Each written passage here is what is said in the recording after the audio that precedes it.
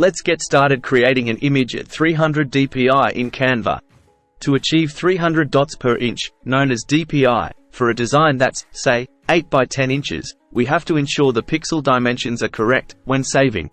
Setting the pixels to 2400 by 3000 will ensure it's saved at 300 dpi, which I'll explain in the calculation coming up.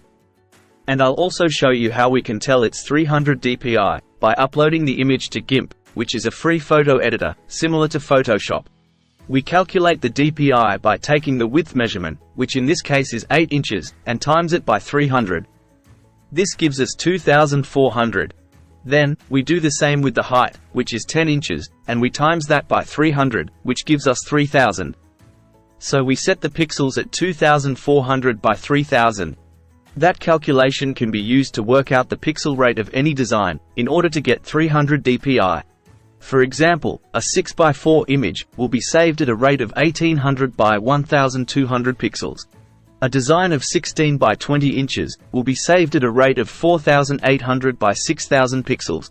In GIMP, to check the dpi, I clicked Image, then Print Size, and can see the print resolution box. As you can see, the first arrow points to the pixel resolution dimensions of 2400 by 3000.